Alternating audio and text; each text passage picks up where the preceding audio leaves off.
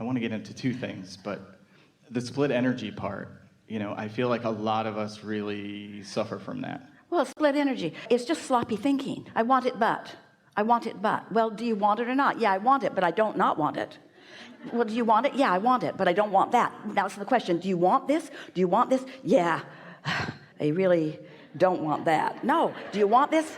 I want that with almost all of my heart. I just don't want that so much. That's split energy. Or a lot of times we say we're in our day, we're doing our thing, maybe we're in a good mood, we're connected to source to a degree. We'd like to be connected to source more of the time. And I think a lot of times we just start to look at things like, okay, it's a bad moment now, or it's... This is the question that we want to put to you. It's all right, stay with us just for a moment. What did you do before you got into your day? If you wait until you're into your day before you do any of your thinking about where you are, now you're doing a lot of knee-jerk responding to what's going on. And so the day sort of has its way with you. But if you have pre-paved it, if you have calibrated your vibration ahead of time, if you've meditated and come into your source energy, if you have segment intended, if you have established how you feel, in other words, if you have established that you feel good about life and that you're eager about life and that, as you said, you love humanity around you, and you go out into your day, do you know that much of a pre-paving that you did while you were sitting there under the influence of your inner being, as you say, if you've done that much, a driver won't cut you off. We want to talk about this just a little bit, and then we will hear you fully. So have you heard us talking about the concept of segment intending? When Jerry and Esther began with us way back, the first 4 recordings were, the first one was because Jerry was asking the question, are there laws of the universe? Abraham, give me the nitty-gritty. What is it that I most need to know in order to be in control of my own life experience?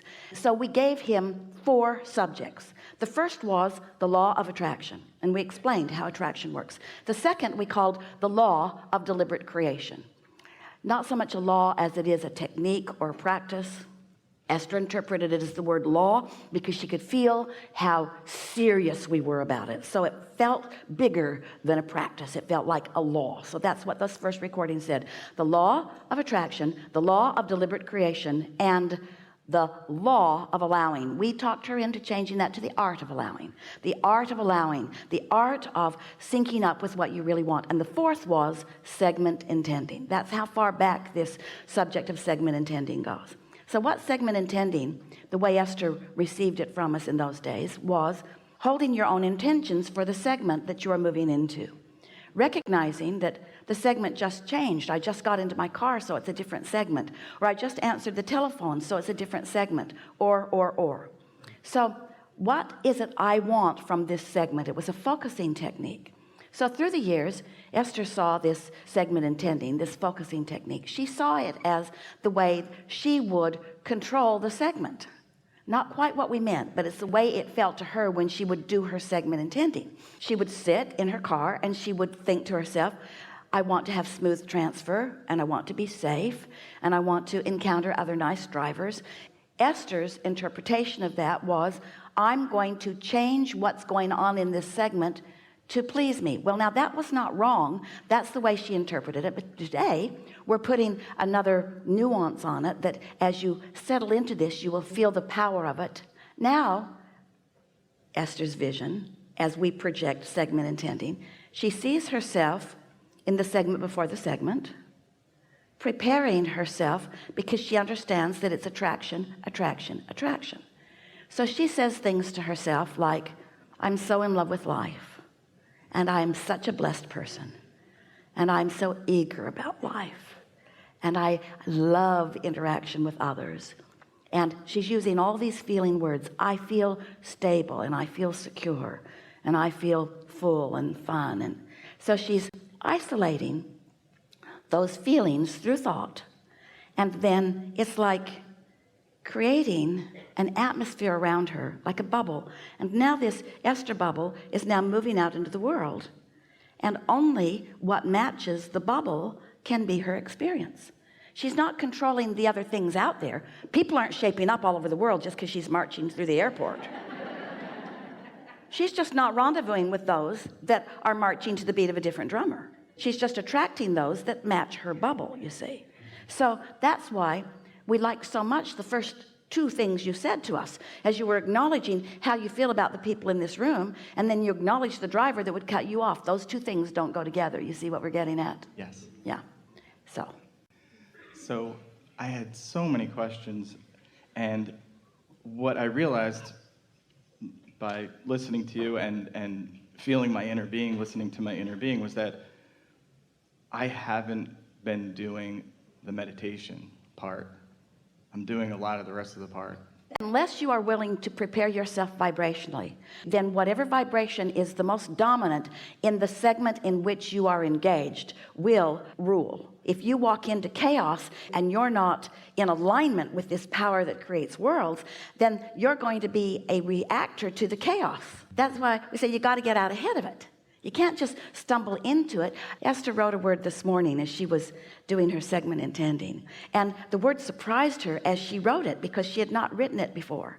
And she underlined it as she wrote it. And the word was, I am so appreciative of the propulsion. And what she was getting at is the power of law of attraction and the energy that it causes. There's an actual sort of clearing of the atmosphere when you are a vibrational match to what you want. Nothing that is not a vibrational match to you can come to you. But the thing is, there are a lot of things that are a vibrational match to you that you don't mean to be a vibrational match to you, that are a vibrational match to you because you are a sloppy offer of vibration.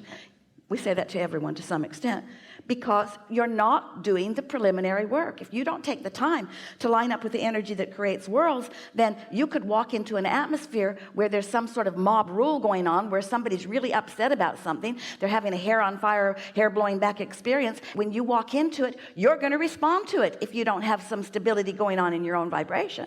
That's what's going on all around your world today. People are just reacting to each other and pointing at each other for the reason that they feel so bad. But it's you, it's not them. You're the reason why you feel so good or so bad, right? It's your reaction to them. But you would not be reacting to them if you were reacting to something before you were reacting to them.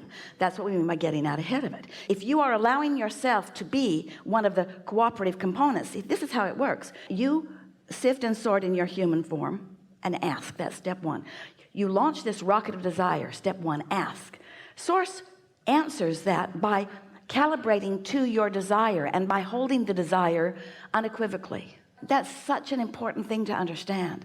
And then step three is you no longer knee-jerking or responding to the things that prevent you from being one of the cooperative components that your inner being and the law of attraction are gathering to you. The cooperative components are all being gathered. The question is, are you one of them? And the answer to that for most humans is no, not quite yet, because I'm still defending and blaming and justifying. So even though I've launched a rocket, and even though it's off and running, and even though my inner being has calibrated it, and all the cooperative components have been gathered, and the path of least resistance has been carved out for me, as I stand in that defensive mode, still explaining why I need it, I hold myself apart from it, and that's why I feel negative emotion. And so the way that you don't do that so much is by, when there's nothing going on to which you are reacting, when you are in the quiet of your own space, where you can sit for a few minutes, 20 is quite enough, and quiet your mind by focusing on something boring like the dripping of a faucet or the hum of the refrigerator or the air conditioner or some boring thing that doesn't get you off on a wild goose chase about one thing or another. As you focus on something, your mind will quiet, and as your mind quiets, your vibration will rise, and as your vibration rises, you will join the vibrational frequency of your inner being. And when you do that, then that becomes your point of attraction. Do you understand the power of that? By thinking nothing, you quiet your mind and you join the vibration of your inner being, who's thinking everything about everything that matters to you. Oh, to calibrate to that frequency. Can we talk a little bit more about that quieting the mind and rising to join with your inner being? Like, explain that process more, maybe in, I don't know if it should be a step process, but well, like... this is the easiest way. Take a cork and hold it under the water. You got a picture of that? That's how most people are living. The cork wants to float, but you're not going to let it float right now. The cork will float. Its natural state is to float, but you're doing something unnatural to it. You're holding it under the water, just like you do something unnatural by blaming someone, by hating someone, by feeling inferior. These are unnatural emotions. They feel normal because so many people are doing them, but as far as your natural energy goes, it's unnatural. So when you let go of the cork, it bobs to the surface. That's as complicated as this subject is. But let's talk about it from the point of view of like emotions or feeling. I feel like people are just, I am, and I feel like a lot of other people here. Don't drag them into this. Well, no, the people who either have a hard time meditating or don't do it because they think it's difficult or they don't have time to do it, even though it's probably the single most important tool in their arsenal. In a way, that's why we're doing a stronger sales job on it, because we know you to be reasonable people. So let's say that you've decided to put a swimming pool in your backyard, and the contractor comes to you and he says, we can go about digging this hole in 2 ways. And he shows you a picture of a great big old digger machine, a backhoe, that with this, we can dig this hole in 2 days.